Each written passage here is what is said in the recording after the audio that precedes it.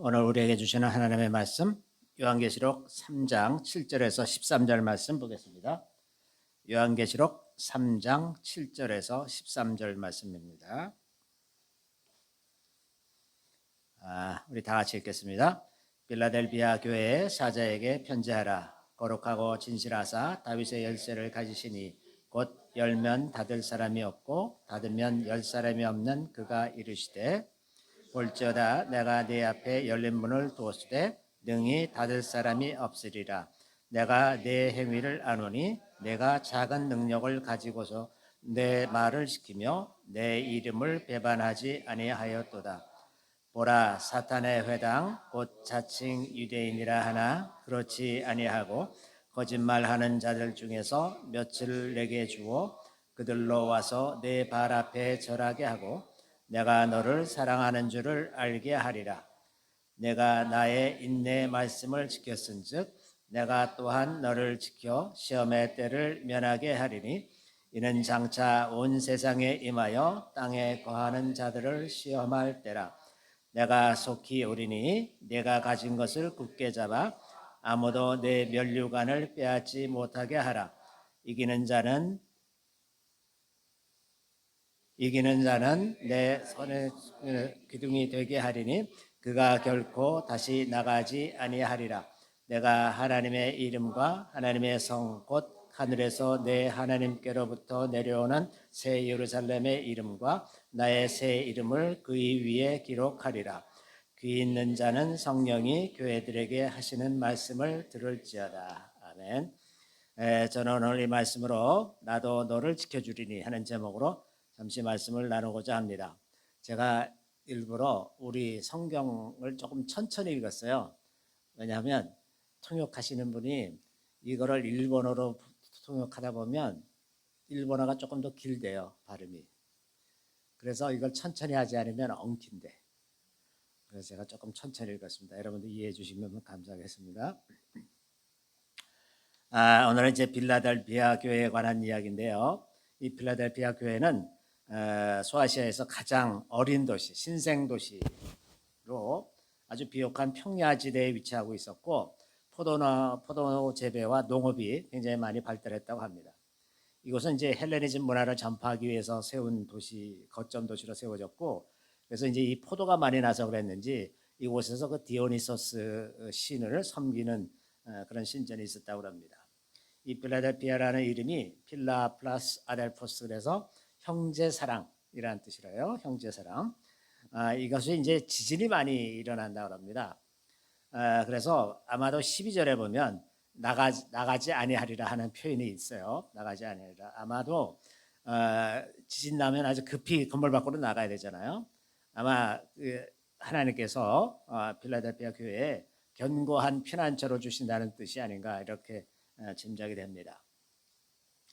이 디오니소스는 그리스 신화에서 이제 제우스, 신인 제우스와 세멜레라고 하는 인간 여성 사이에서 태어난, 말하자면 성경적으로 말하면 네피림 같은 존재죠. 그런 경계, 신과 인간의 경계를 잇는 혼혈적인 존재로 이해가 되고 있고, 그래서 포도주의 신 혹은 뭐 황홀경, 광기, 풍요, 자연 뭐 이런 것 있죠. 이제 로마 라틴어로는 바카스라고 그러죠. 바카스, 디오니소스, 경계를 넘나드는 신으로 묘사됐다고 합니다. 이런 그 분위기에서 이 세계관의 영향을 어느 정도 받을 수도 있었을 텐데 교회가 이렇게 흔들리지 않고 믿음을 잘 지켰던 것 같습니다. 예수님이 이 필라델피아 교회에 나타나실 때 거룩하고 진실하신 분으로 나타나셨습니다. 소아시아 7교회 중에서 거룩하고 진실한 분으로 나타난 것은 이 필라델피아 교회가 유일합니다. 거룩하고 진실한 분으로 나타났다는 거죠. 아마도 이 모습은 필라델피아 교회가 계속해서 나의 거룩함과 진실함을 따라오라는 그런 모습이 아니었을까 이렇게 짐작이 됩니다. 예수님이 거룩하신 분이신데 거룩하다고 하는 것은 우리와 존재가 완전히 다르다는 것을 의미합니다. 우리와 완전히 다른 존재예요. 우리는 피조물이지만 그분은 피조물이 아니세요. 그러니까 완전히 존재가 다르고 또 사람은 누구나 다 그 죄의 영향 아래에 있지만 예수님은 죄가 완전히 없으신 깨끗하신 분이시죠. 그러니까 그분은 보통 사람으로서는 범접하기가 어려운 그런 존재시라는 것이 분명합니다. 이 거룩함이라고 하는 것은 우리 믿음이 향해서 나가는 그 방향입니다. 우리의 믿음이 믿는다는 것은 이 거룩함을 향해서 나가는 거예요. 거룩함이 없이 믿는다는 것은 믿는 것이 아닙니다. 믿는다고 착각하고 있거나 혹은 스스로 속이고 있는 것이지 거룩함을 향해서 가지 않는다면 그런 것은 전혀 믿는 것이 아니라고 하는 겁니다.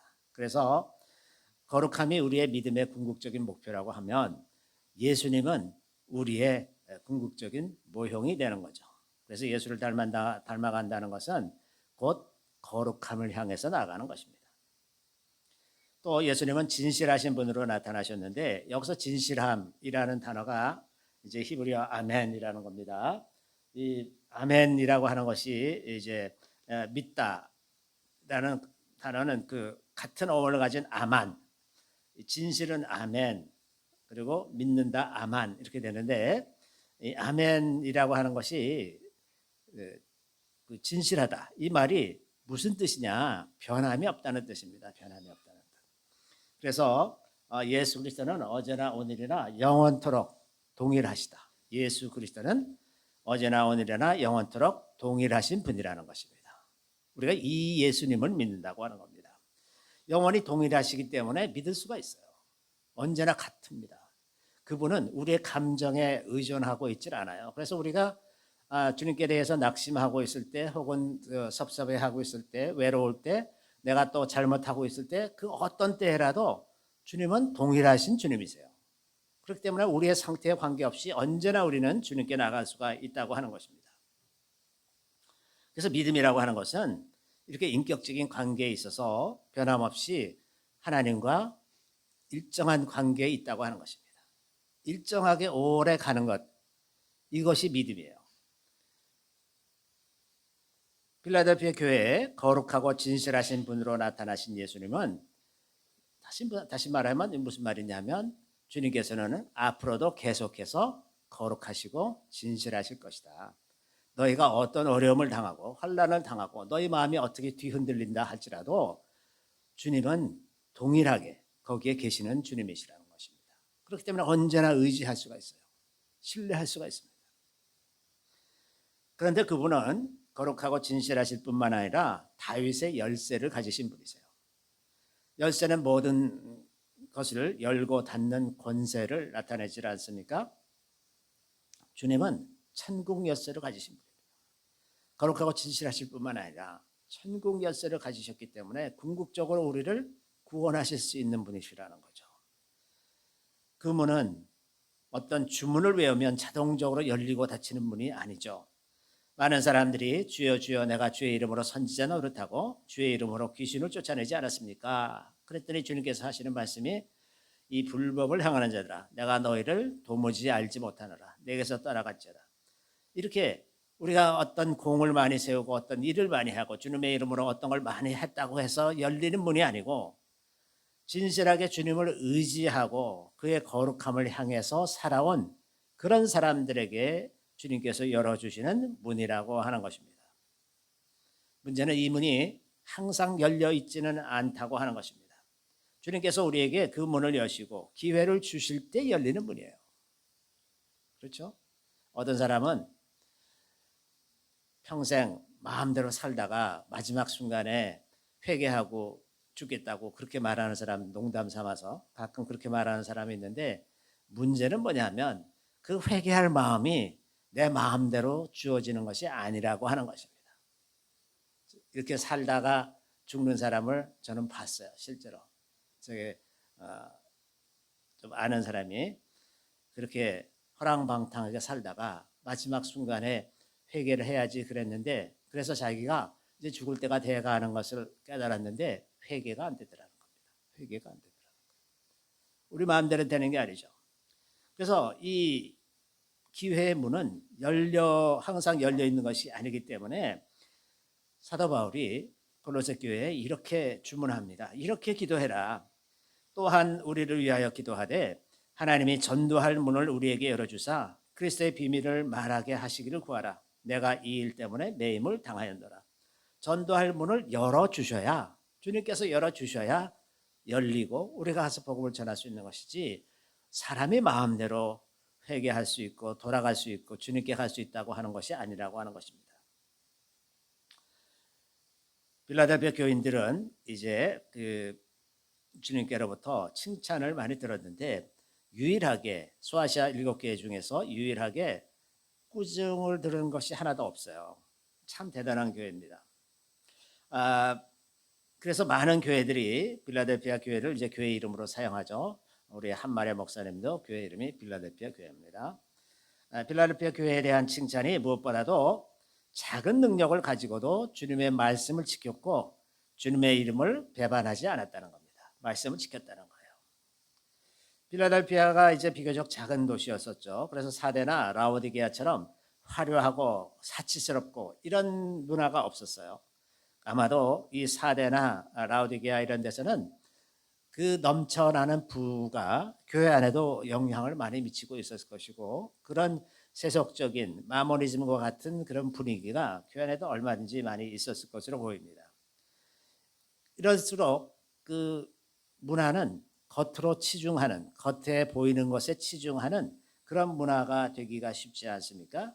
그런데 이 필라델피아처럼 아마도 겉으로 보이는 것에 그렇게 치중하지 않는 문화를 가지고 있는 것, 이것은 얼마나 복된 것인지 알 수가 없습니다. 우리 인류가 형성하는 문명에는 좋은 측면도 있지만 부정적인 측면도 항상 있어요.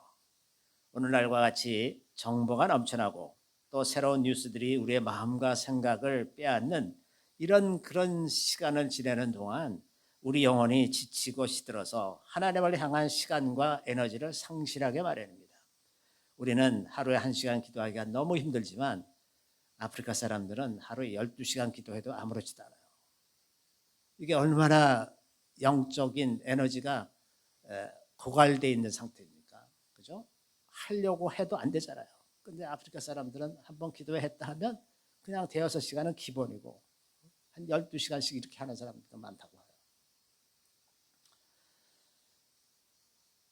물론 문화적인 환경이 전부는 아닙니다. 그러나 우리의 마음과 생각을 빼앗는 것이 적다고 해서 또 다 신앙적이 되는 것도 또 아니에요.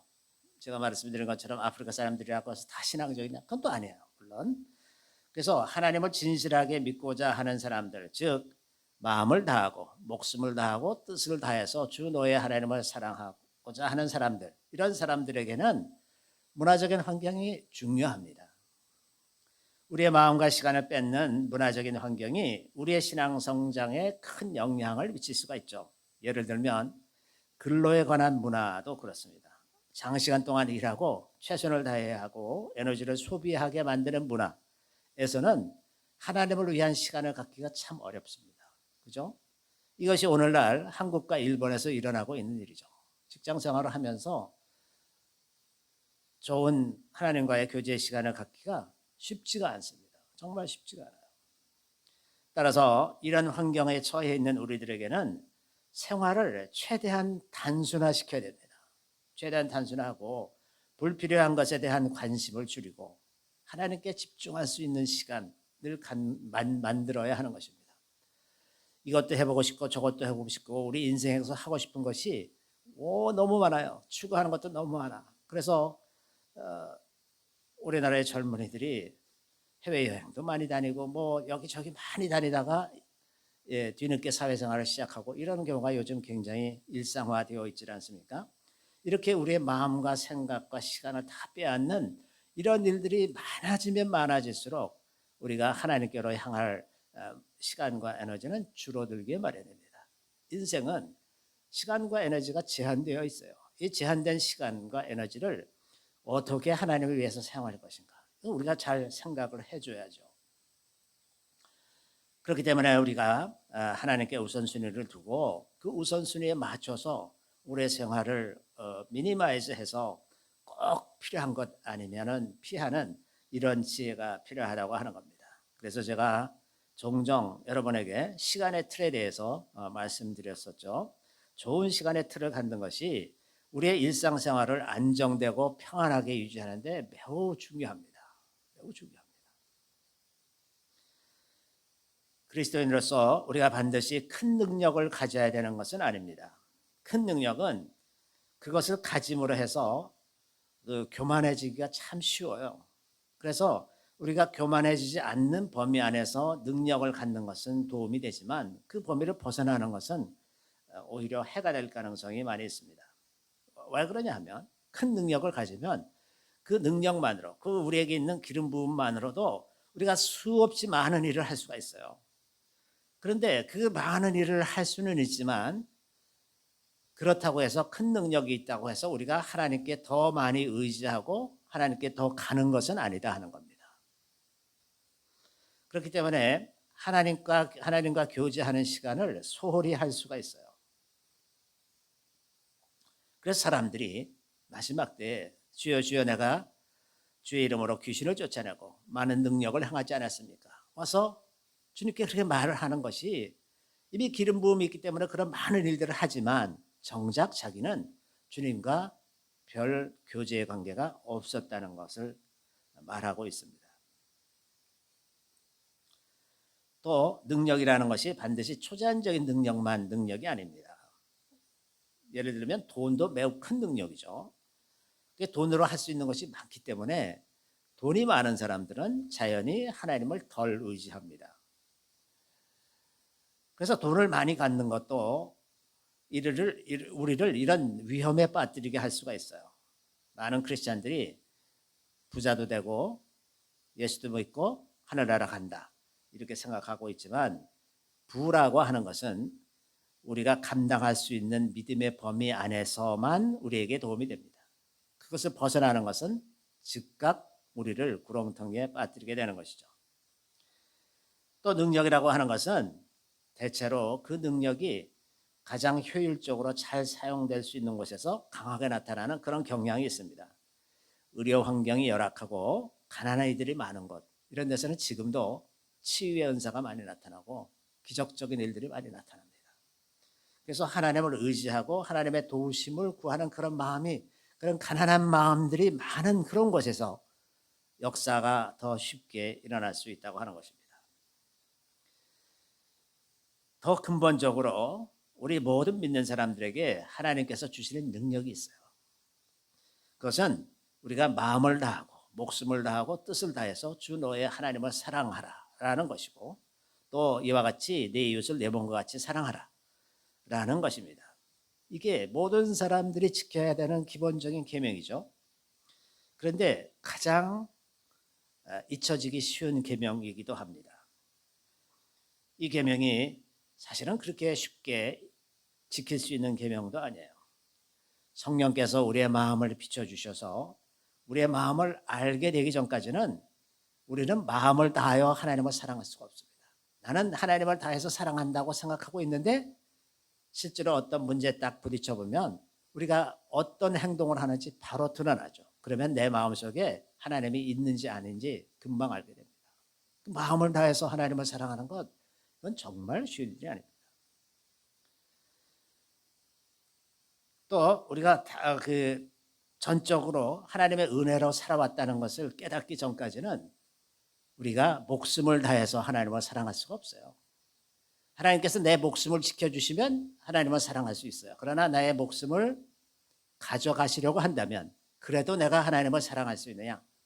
그건 다른 문제예요. 많은 크리스찬들 중에서 인생 중에 갑자기 암에 걸렸어. 아주 치명적인 암에 걸려서 이제 얼마 남지 않은 것 같은 이런 상황이 되면 많은 사람들이 첫 번째 반응이 왜 하필 나에게? 내가 뭘 잘못했다고? 여기서부터 나오는 거예요. 우리 생명의 주관자는 하나님이시고 하나님이 데려가시면 데려가는 거예요.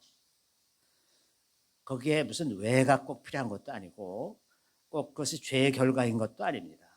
그러나 이렇게 해서 시험에 들어서 하나님을 떠나는 사람들도 굉장히 많습니다.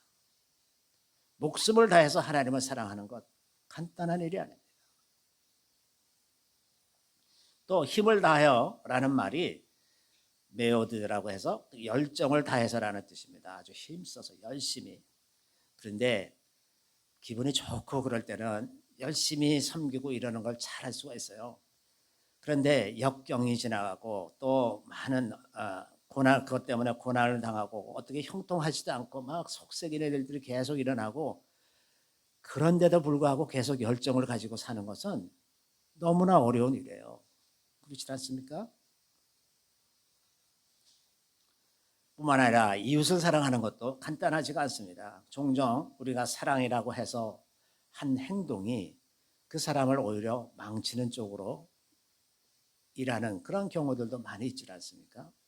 내가 좋은 뜻으로 사랑하는, 정말 사랑하는 마음으로 어떤 이야기를 했는데 그것이 거꾸로 이해가 되는 이런 일들도 아주 흔한 일이고, 그래서 내가 또 상대방을 아주 사랑으로 대한다고 해서 그 사람도 나를 그렇게 대하느냐? 그렇지 않아요, 세상이.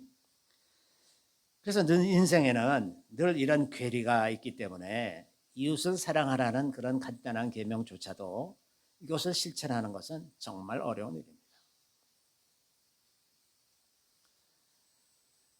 그래서 이 가장 큰 계명이라고 하는 이 계명들도 곰곰이 생각해 보면 우리가 거의 지킬 수 없는 계명이라는 걸 알게 되는 거죠. 그러니까 유일한 방법이 성령을 의지하는 것입니다. 물론 우리가 그 성령을 의지해 가는 과정에서 실수도 많이 하지만 그나마 성령을 의지하면서 하는 일에 실수가 가장 적습니다. 성령의 지시를 따라 한다면 실수할 가능성이 별로 없지만 성령께서 아주 구체적으로 자세하게 일러주기 전에는 우리는 성령께서 주시는 마음을 우리 나름대로 해석을 하고 행동을 하잖아요. 그러다 보면 실수도 하고 그러죠. 그럼에도 불구하고 성령을 의지하는 것은 하나님의 계명을 지키는 일에 있어 아주 필수적인 거죠. 그래서 성령을 의지하며 살아가는 훈련을 반드시 해야 된다고 하는 겁니다. 아마도 빌라델피아 교인들은 작은 능력을 가지고 끝까지 말씀을 지켜서 배반하지 않았다고 하는데 이들은 성령을 의지하면서 살았기 때문에 그렇게 됐을 것이라고 저는 생각을 합니다. 그래서 그리스도인들은 무엇보다도 성령을 의지하는 삶의 훈련이 반드시 필요합니다. 일시적으로 어떤 과정을 하면 그것으로 충족하는 것이 아니라 일평생 계속해서 그 훈련을 하면서 살아가는 겁니다. 성령을 따라서 한다고 해서 모든 것이 형통한 것도 아니에요. 그래서 참 복잡합니다. 고민도 많이 하게 되고 내가 과연 잘했나 이런 생각을 끊임없이 해가면서 성숙하는 것인데, 예수님도 성령 충만하게 사셨는데 그 중에 배반하는 자가 나오잖아요. 가룟 유다가 예수를 팝니다. 마음 아픈 일이 일어나요. 예수님 같이 능력을 가지신 분들이 설교를 하고 그러면 많은 사람들이 모여야 되잖아요. 모였던 사람들이 다 떠나가.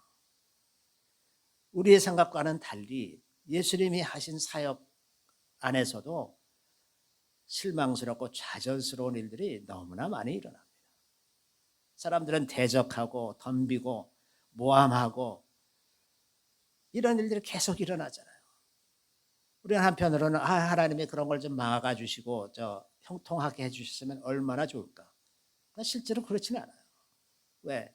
이 세상은 사탄의 영향을 받는 사람들이 훨씬 더 많기 때문에 그렇죠. 그런데 오늘 본문에 보면 유대인들 중 몇 명이 빌라델피아 성도들 앞에 와서 무릎을 꿇었다고 그랬어요.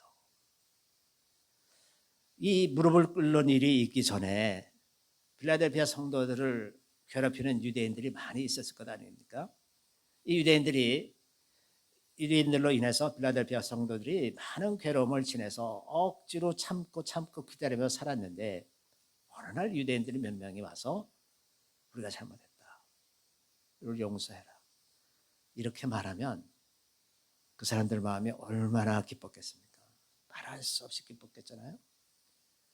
그동안에 있었던 모든 고통들, 어려웠던 시간들 그런 건 다 지나가고 인내의 말씀을 지켰었죠. 인내로 그것을 다 이겨냈다고 하는 거죠.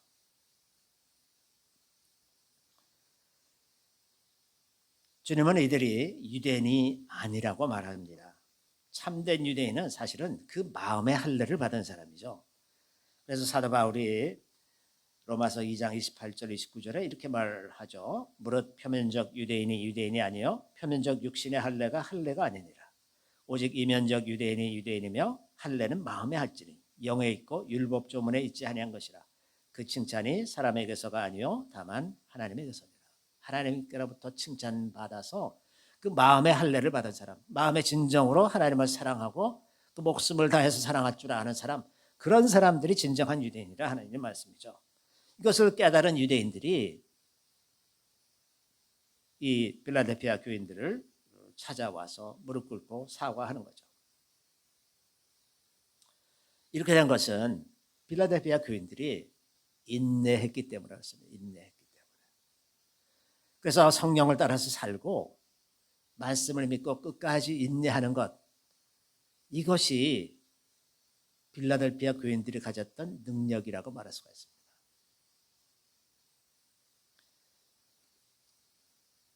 그러니까 주님은 그들 앞에 열린 문을 두셨다고 하는 거예요. 열릴 문이 언제 생깁니까? 이런 태도로 이웃을 대하면 문이 왜 열리지 않겠습니까? 끝까지 인내하고 성령을 따라 사랑하고 그렇게 하면 많은 사람들에게 전도할 기회를 하나님이 계속 주시지 않겠느냐는 거죠. 그래서 아마도 필라델피아 교인들은 이런 인내의 시간 속에서 많은 영혼들을 구원할 수 있었지 않았을까 이런 생각을 합니다. 주님은 우리를 건지시는 하나님이십니다. 유대인들에 대한 이야기는 필라델피아 성도들에게 아마 큰 위로와 소망을 주었을 것 같습니다. 여기 이사야 49장 23절에 보면 이런 말씀이 있어요. 왕들은 내 양부가 되며 왕비들은 내 유모가 될 것이며 그들의 얼굴을 땅에 대고 내게 절하고 내 발에 티끌을 핥을 것이니 내가 나를 여호와인 줄을 알리라. 나를 바라는 자는 수치를 당하지 아니하리라. 수치를 당하지 아니하리라. 세상에 권세 있는 자들이 와서 자기 백성들을 돌보게 하시는 그 일을 행하신다고 하는 것입니다. 우리가 이 땅을 살아가는 동안 일시적으로 수치를 당하기도 하지만 궁극적으로 하나님은 우리를 대적들 앞에서 영광을 누리게 해주실 것입니다. 시편 23편에 이런 말씀이 있죠. 주께서 내 원수의 목전에서 내게 상을 차려주시고 기름을 내 머리에 부으셨으니 내 잔이 넘치나이다. 결국 주님은 우리가 영원한 수치를 당하지 않게 해주신다고 하는 것입니다. 우리가 영원한 수치를 당하지 않기 위해서 이 땅에서 살아가는 동안 기꺼이 수치를 당할 수 있어야 합니다. 주님께서 십자가에 달려 돌아가실 때 사실은 벌거벗은 몸으로 돌아가셨죠. 얼마나 수치스러웠을까요? 너무나 수치스러운 일이지만 그 수치스러운 과정을 통과하고 나서 부활에 이르게 되는 것입니다. 수치라고 하는 것은 나의 인간으로서의 존엄성이 완전히 무너져 내리는 걸 보면서 그것을 위해서 할 수 있는 것이 아무것도 없는 그런 상태, 그런 아주 극한의 좌절감과 자존감은 땅에 떨어지고 그렇게 해서 생기는 깊은 상처들, 그 수치는 내가 나를 보면서 느끼는 감정이지 않습니까? 그런데 그런 수치를 견뎌내는 것은 신실하신 하나님에 대한 기억입니다. 하나님이 신실하셨던 것, 그것을 기억하는 거죠. 사실은 기억한다고 하더라도 이건 정말 쉽지 않은 거죠. 그래서 예수님도 십자가에 위해서 어찌하여 나를 버리시나이까. 완전히 버림받은 느낌이잖아요. 완전히 버림받은 느낌. 이건 참 힘든 일이지만 그럼에도 불구하고 우리가 계속해서 기억하고 살아가야 하는 기준은 우리를 신실하게 사랑하시는 하나님을 기억하는 것입니다. 두 번째는 이 필라델피아 교인들에게 환난의 때에 우리를 지켜주실 것이라고 약속하셨어요. 본문 10절에 이렇게 기록되어 있습니다. 네가 나의 인내의 말씀을 지켰은즉 내가 또한 너를 지켜 시험의 때를 면하게 하리니 이는 장차 온 세상에 임하여 땅에 거하는 자들을 시험할 때라. 이렇게 돼 있는데 여기에 시험의 때를 면하게 하리니라고 번역된 이 부분이 사실은 좀 잘못된 번역입니다. 시험의 때를 면하는 것이 아니라 시험의 때에 너를 지켜줄 것이다 라는 말이에요. 시험의 때에 너를 지켜줄 것이다. 이제 그 일본어 성경을 제가 찾아보니까 일본어 성경은 제대로 번역이 되어 있어요. 그런데 이게 시험의 때를 면하게 하리니 그래서 이게 이런 것들이 다 이제 그 사람들이 휴거의 근거로 삼는 겁니다. 면하게 해준다고 그랬으니까 아마 환란 전에 데려가실 거다 이렇게 생각하는데 면하게 해주는 것이 아니라 지켜주신다는 것입니다. 지켜주신다. 우리가 이것을 좀 정확하게 알 필요가 있어요. 자, 여기 이런 표현이 있어요. 내가 나의 말을 지켰은즉 내가 너를 지켜주시다. 이 표현이 되는 거예요. 인내 말씀 여기 보면 인내 말씀을 지켰은즉 여기 지켰어요. 같이 그랬더니 지킨다 하는 말이 다시 나오죠. 우리가 하나님의 말씀을 지켰기 때문에 하나님께서 우리를 지키시는 것입니다. 하나님의 말씀을 존중하는 자는 하나님께서도 그를 존귀하게 여겨 그를 지켜주시겠다는 말씀입니다. 그러니까 다시 말하면 우리가 하나님의 말씀을 소홀히 하고 그 말씀을 지키지 않는다면 하나님도 우리를 지키시지 않는다는 말씀이에요. 그죠? 이게 황금률이기도 합니다. 하나님을 존중한다는 것은 하나님의 말씀을 존중하는 거예요. 우리가 누구를 인격적으로 대한다고 말할 때 그 말의 내용이 뭡니까? 그 사람의 말을 존중한다는 거예요. 그죠? 말을 존중하는 겁니다. 하나님을 인격적으로 대한다고 말할 때 그 말은 하나님을 인격적으로 그 말씀을 존중한다는 것이죠. 그래서 우리가 하나님의 말씀을 존중할 때 하나님도 우리를 존중하고 지켜주신다고 하는 거죠.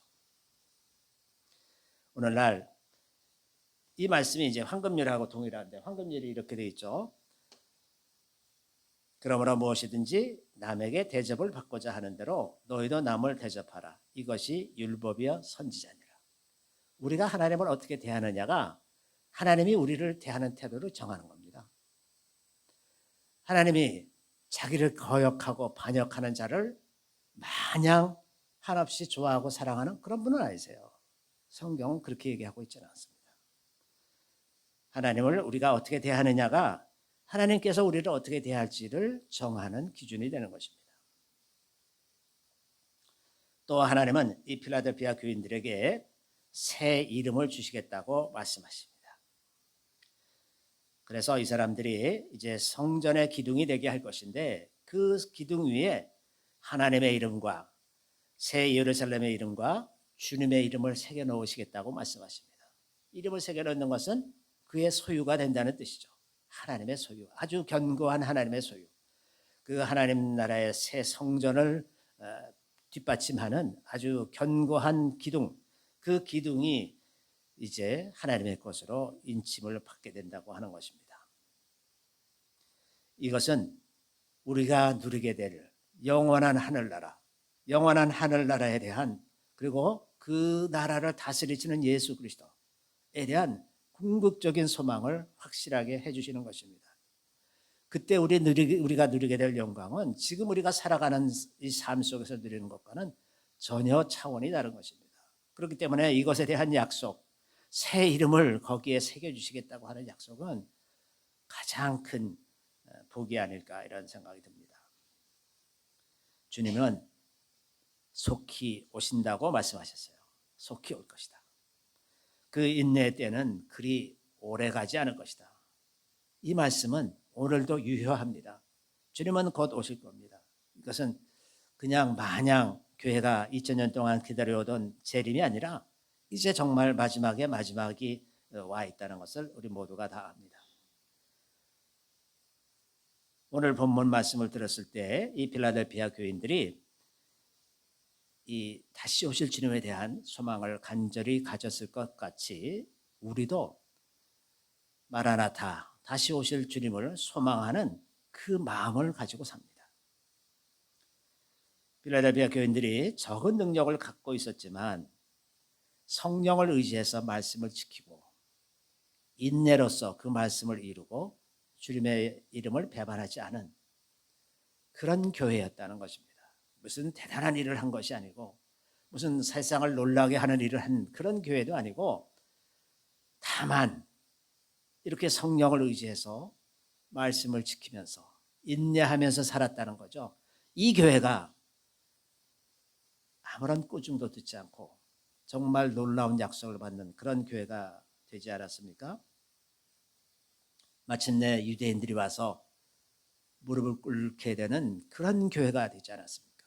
잃어볼 때 진정한 능력은 무엇입니까?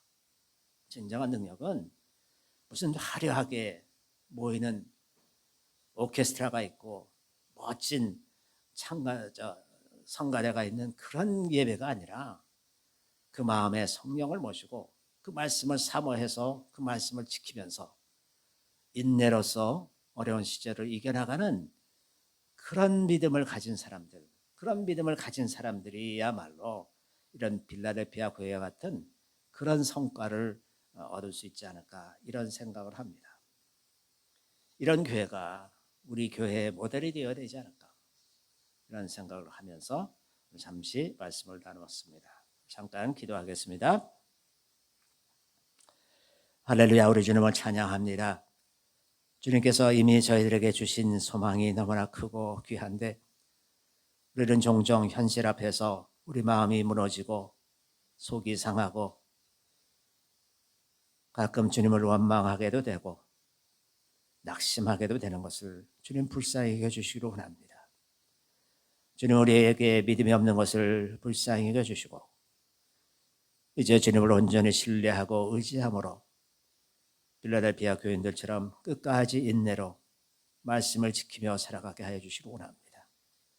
주님 다시 오실 때가 얼마 남지 않은 이 시대에 우리가 더 각성하고 깨어나서 우리가 하는 일들을 돌보고 또 이웃들이 하는 일들을 돌보며 그들에게 빛이 되고 소망이 되어주는 그러한 삶을 살 수 있게 도와주시기를 간절히 바라옵고 원합나이다. 할렐루야, 우리 주님을 찬양합니다. 언제나 우리의 기도를 들으시는 주님께 감사드리며 예수 그리스도의 이름으로 기도드리옵나이다. 아멘.